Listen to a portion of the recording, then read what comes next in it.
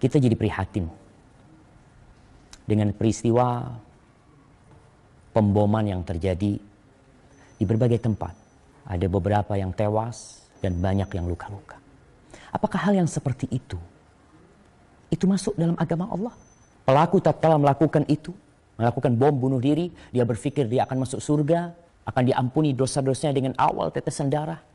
Tapi memang menghadapi orang yang memiliki pemikiran menyimpang itu berat. Dan tugas pemerintah berat sekali menghadapi kelompok-kelompok teroris seperti ini. Tahukah engkau siapa yang membunuh Ali bin Abi Thalib? Abdurrahman bin Muljim.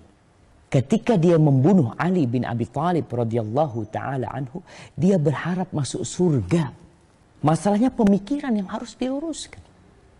Maka kalau akhirnya ustadz yang menyampaikan tentang bagaimana Islam itu damai, meluruskan pemikiran-pemikiran menyimpang, akhirnya dicekal di sana, dicekal di sini. Kapan umat akan faham? Maka ketahuilah bahwa seorang muslim yang benar akidah dan keyakinannya akan jauh dari yang namanya tindakan-tindakan seperti bom sana, bom sini. Rasulullah Sallallahu Alaihi Wasallam, beliau mengecam pembunuhan wanita, anak-anak, pendeta ketika perang. Itu dalam Islam, perang yang dilakukan oleh umat Islam itu berperi kemanusiaan. Tidak seperti yang dilakukan orang-orang non-muslim. Bom sana, bom sini. Tewas satu kampung. Subhanallah. Nggak seperti itu Islam. Islam rahmatan lil alamin. Ada seorang yang masuk neraka gara-gara kucing. Bagaimana dengan membunuh?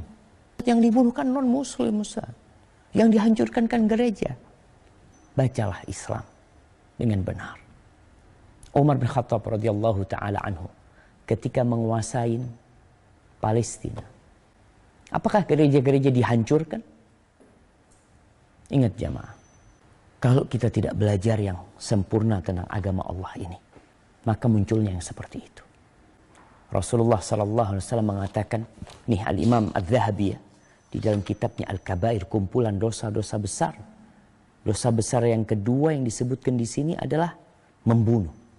Allah mengatakan, وَمَنْ يَقْتُلْ مُؤْمِنًا مُتَعَمِّدًا فَجَزَاؤُهُ جَهَنَّمْ خَالِدًا فِيهَا وَغَضِبَ اللَّهُ عَلَيْهِ وَلَعَنَهُ وَأَعَدَّ لَهُ جَهَنَّمَ وَأَعَدَّ لَهُ عَذَابًا عَظِيمًا.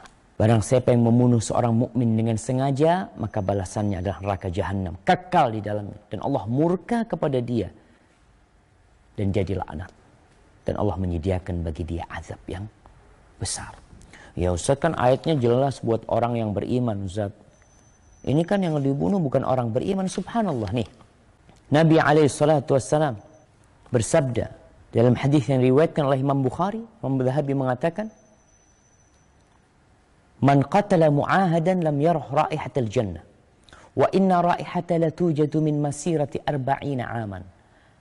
Barang siapa yang membunuh orang kafir yang dalam perjanjian, orang kafir yang dibunuh, maka dia tidak akan mencium bau surga.